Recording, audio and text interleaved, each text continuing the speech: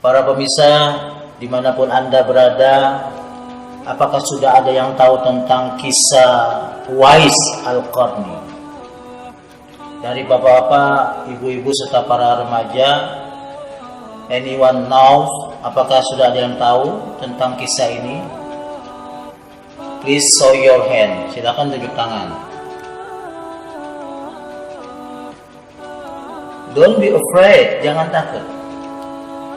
Because I will tell you all about this story. Saya akan memberitahukan kisah ini kepada Anda semua. Begini kisahnya. Ternyata Uwais itu adalah orang yang sangat terkenal atau viral di penghuni langit atau penduduk langit. Padahal Uwais itu adalah orang yang tinggal di bumi. Beliau tinggal di negeri Yaman bersama ibundanya yang sudah tua renta dan lumpuh pula. Dan Uwais memiliki penyakit yang bernama sopak atau sekujur tubuhnya belang, pigmentasi.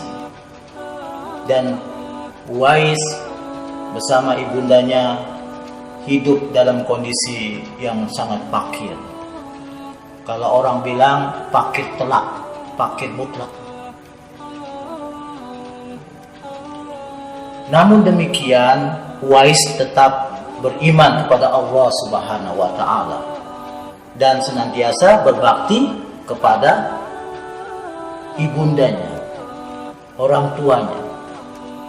Dan memang Islam mengajarkan agar kita semua berbakti kepada orang tua. Suatu ketika ibunda Uwais berkata kepada Uwais, "Wahai Uwais, sesungguhnya bisa jadi ibu ini tidak akan lama lagi tinggal bersamamu." Uwais berkata, "Jangan berkata demikian, wahai ibu. Apa gerangan yang engkau inginkan?" Lalu ibunya berkata, "Bisakah engkau antarkan aku untuk pergi haji ke Mekah Al-Mukarramah?" Mendengar hal demikian, Uwais tercengang. Karena Uwais berpikir bahwa Uwais tidak memiliki kendaraan seperti unta untuk pergi ke Mekah Al-Mukarramah. Lalu dengan uang seadanya, Uwais membeli anak lembu, seekor anak lembu.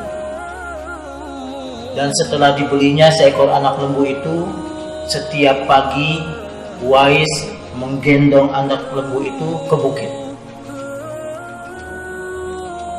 Selalu terus menerus, sehingga warga sekitarnya, penduduk sekitarnya menganggap Uwais telah gila. Uwais telah gila. Namun Uwais tetap tegar dan tetap semangat dan tidak pernah memikirkan ucapan yang buruk terhadap dirinya.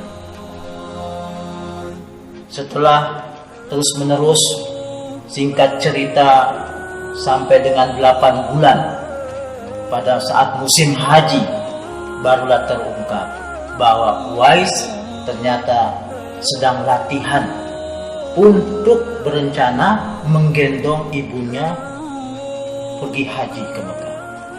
Luar biasa. Dan lembunya sudah mencapai berat sekitar 100 kg. Dan badan Uwais menjadi kuat dan kekal. Subhanallah, luar biasa. Dan ini kalau diketahui kisah ini oleh orang-orang yang senantiasa melakukan MMA atau pertandingan seni bela diri campuran, mixed martial art, niscaya mereka akan kagum bagaimana latihan kekuatan badan Uwais ini untuk menggendong ibundanya untuk pergi haji ke Mekah. Masya Allah, amazing, luar biasa.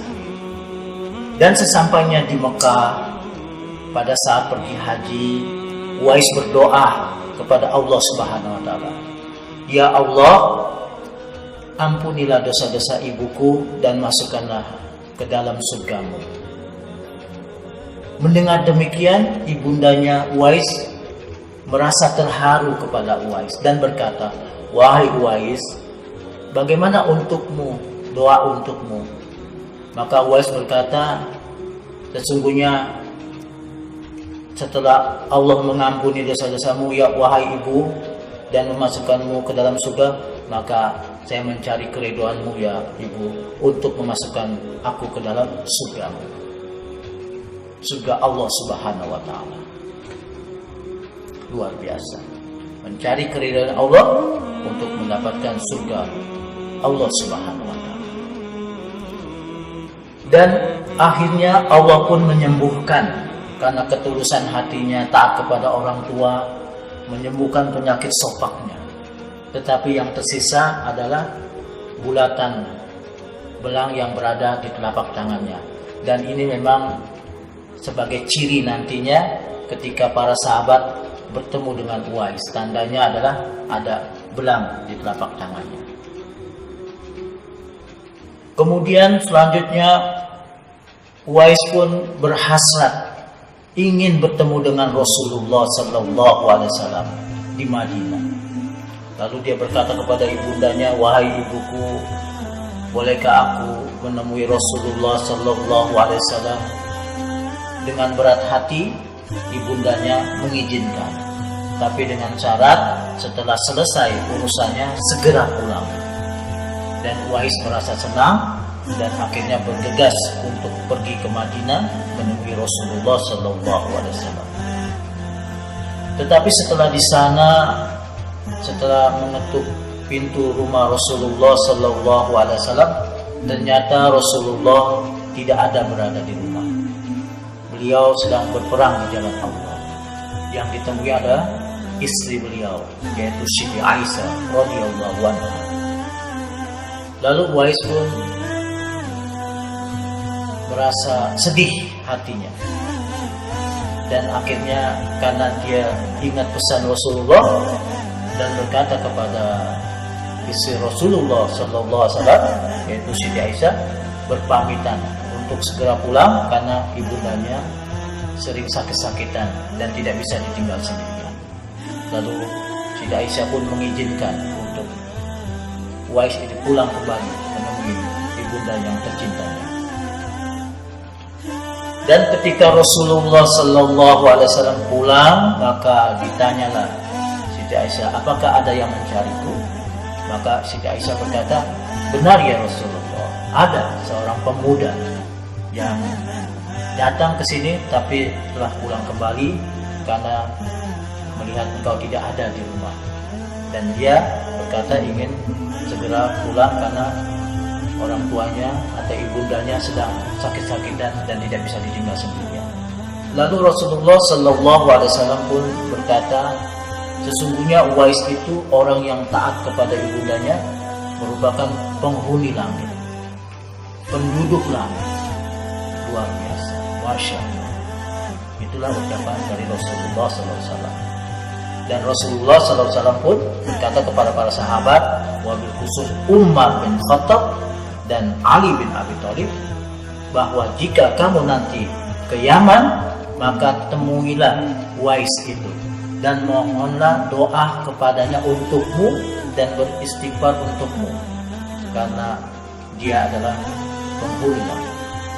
Kemudian singkat cerita, setelah wafatnya Rasulullah Sallallahu Alaihi Wasallam dan wafatnya pula khalifah pertama yaitu Abu Bakar As-Siddiq dan Umar menjadi khalifah, maka Umar pun teringat pesan Rasulullah Sallallahu Alaihi Wasallam untuk bisa menemui Uwais Al-Qarni. Maka pada saat Umar bin Khattab bertemu dengan Uwais dengan tanda belangnya ada di telapak tangan, maka berkatalah Umar, "Sesungguhnya ada pesan dari Rasulullah SAW agar engkau memohonkan doa dan istighfar untuk kami."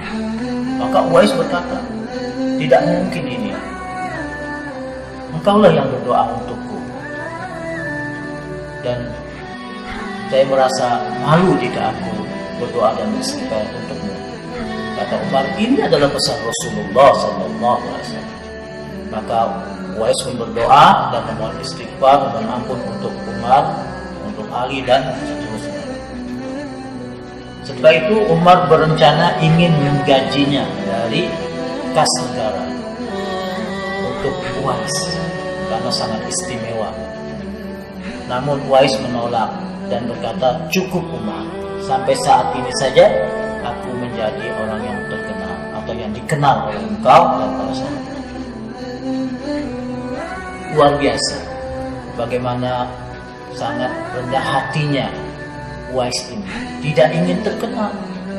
Kalau zaman sekarang tentunya Umar bin Khattab, Ali bin Abi Thalib dan para sahabat merupakan sebagai endorse atau bansos, panjat sosial. Yang ingin terkenal pasti mendekati khalifah atau para sahabat Nabi SAW. Namun beliau tidak seperti itu, selalu berendah hati, dan Uwais tetap istiqomah dalam kecukupan kehidupan syariah. Kemudian selanjutnya pada saat Uwais meninggal dunia, ternyata luar biasa, karena Uwais ini orang yang meminta kepada Umar agar tidak terkenal. Maka pada saat Uwais meninggal dunia, banyak orang yang mendatanginya bertajiah dan luar biasa berebut untuk memandikan beliau, untuk memandikan, berebut. Banyak orang yang berebut untuk memandikan Uwais Al-Qarni ini. Tetapi para tetangga dan penduduk sekitar tidak mengetahui bahwa itu siapa mereka.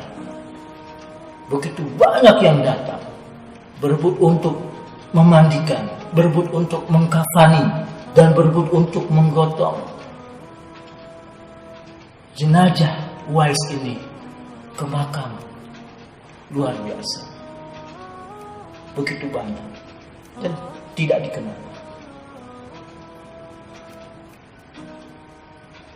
Dan setelah diselidiki oleh warga sekitar, dan warga sekitar hanya mengenal Uwais adalah seorang yang fakir, pengembala kambing, tetangga-tetangganya. Ternyata Uwais ini adalah orang yang disebut oleh Rasulullah sebagai penghuni langit, Al-Qarni, penduduk langit.